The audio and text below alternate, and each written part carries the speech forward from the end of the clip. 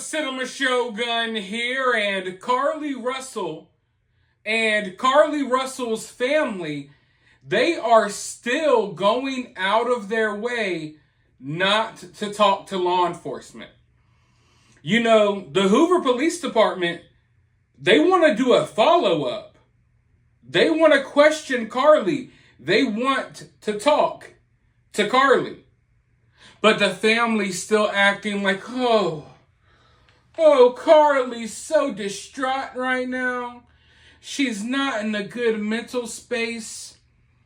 She had to fight for her life for 48 long hours. Do you know what they did to her? They tied her up. They blindfolded her. They fed her Cheez-Its. And, you know, it's just ridiculous. It is absolutely ridiculous. I want you all to understand, ladies and gentlemen, that Carlee is on camera walking home.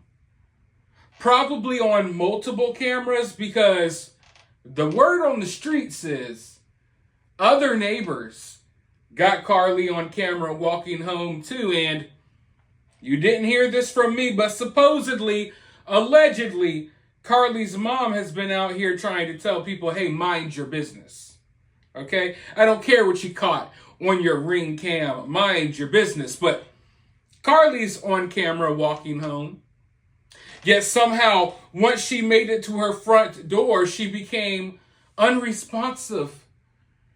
She's in shock. She walked home, but now she's unresponsive. I want you all to understand that there were no visible injuries on Carlee at all, except for a scratch on her lip.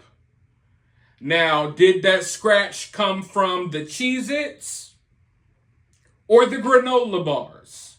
I don't know, but it came from one of them.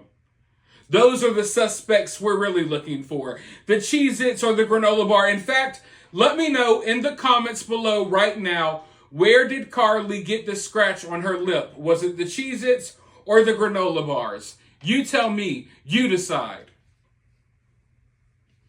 But that's the only injury she had. They took her to the hospital, released her. No mental health issues, none of that. None of that. So, you know, I know that we live in this crazy world. There's constantly crazy things going on.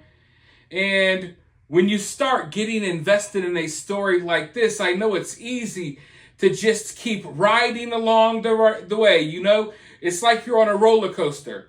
You're going over the loops, you're going over the barrel rolls, the spins, and by the time you're done, you don't even really remember which loop was which and which spin was which, but just slow it down for a moment, people. Really think about how crazy this story is. I mean, before recording this video, I was just sitting here thinking like, so you want us to believe that the toddler jumped the fence as well? So somehow, some way, in the matter of a few minutes, you want us to believe that someone picked your big ass up, carried you through the woods, all while a toddler was by their side. A toddler that, by the way, already ran 600 yards to catch up with Carlee's vehicle, because Carlee rode for 600 yards. 6 football fields. This is one hell of an athletic toddler. Think about the little baby legs. Those little fat baby legs just chopping in that tall grass. The grass taller than the toddler.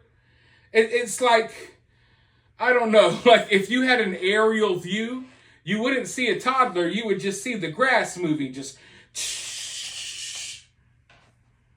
freaking toddler out there about to create a crop circle on its way to Carlee's vehicle. But anyway, so this toddler, after its little fat athletic baby legs were chopping through the brush, somehow managed to jump the fence as well after your kidnapper threw you over the fence, or did they throw the toddler over the fence? It's just so stupid. The story is so damn wild. It is probably it's got to be one of the craziest things that I've ever heard. And one of the most unbelievable stories that I've ever heard. And I don't think that Carlee, I guess she didn't know that traffic cams were a thing. We know that she was on Google. She was watching the movie Taken. She thought Liam Neeson was going to teach her how to, stage a fake abduction. Maybe she should have been Googling traffic cams. I don't think that she anticipated being caught on camera, because that ruined the whole entire story. Don't get me wrong, the story was dumb to begin with. But zam! So anyways, I guess long story short, I just don't know what's taking the family so long. You can't sit here and pretend like Carlee's incapable of talking forever.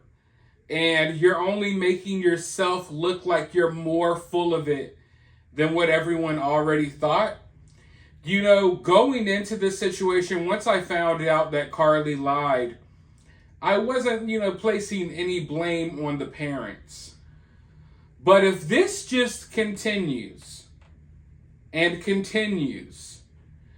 oh man, if we see another damn interview from the parents doubling down on the nonsense, then I'm really going to be over it. But the longer this continues, the worse it's going to get.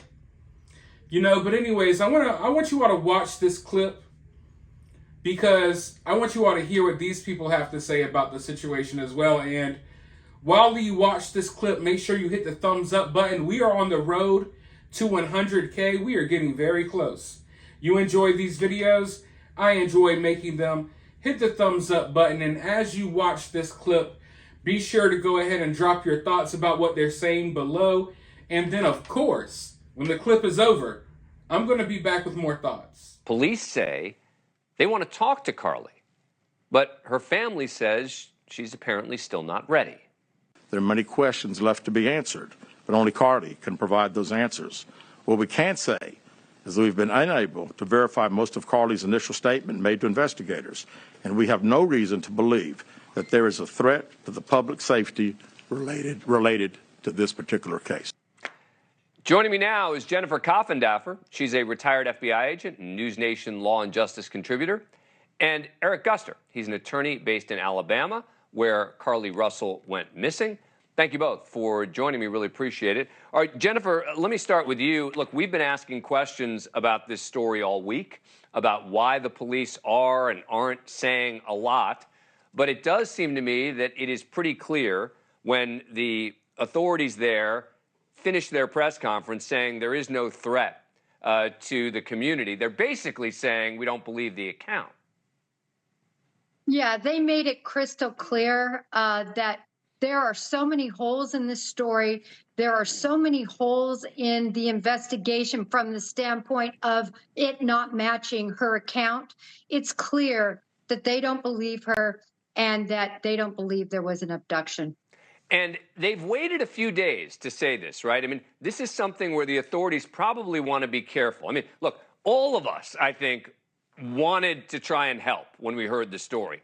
I know that I went on TV and talked about, please, help if you know anything to bring her home, etc. And now with these questions, they don't want to quite point the finger at her yet, right? They want to be careful in how they frame this. Well, they've said definitely that they have more investigation to do, and that right now they're not looking at charges. They're looking at getting to the bottom of what happened over those 2 days. But having said that, I think they made it crystal clear to the community that there is no one that's in the community that abducted her, and there's no cause or concern for the public's safety. And that really, at the bottom, the end of the day, that was the message delivered, and that's because her story is not believed by law enforcement. Eric, you think that's a fair characterization? Absolutely. Hoover was put on the map as a place where people get kidnapped. And they wanted to make sure that they dotted every I and crossed every T in this investigation before they said anything. because this was a very scary thing for everyone around here, where I live 20 minutes from where this allegedly happened. And I was telling my wife, don't go outside, don't go out anywhere at night, because we're fearful that there's some kidnapper. But Hoover was very methodical with their press releases. They let little by little out that this did not happen. I did not believe it on Friday, Dan, because the story was absolutely ridiculous once I thought about it. And I'm glad that they finally said there's not a kidnapper on the loose in Jefferson County. So tell me why you were so suspicious of the story even, days ago. I'm a former criminal defense lawyer and a trial attorney. First, for someone to see a 3-year-old toddler at night on a freeway makes zero sense. When you're driving 50 to 70 miles per hour, first of all, to stop going 50 to 70 miles per hour, it will take you 70 to 100 yards to stop. The story makes no sense. If you see something on the side of the road, it's impossible to do that at night. So those things really stuck out. And then the next day, on Saturday, Hoover released the video that showed that she rode the shoulder from what the police chief said for 600 yards. That let us know that her story was not adding up. Well, let me play a little bit more of her 911 call to dispatch. This is number 9. Do they look like they're injured? No, they don't. Are they white, black, Hispanic, or Asian? They're white. Okay.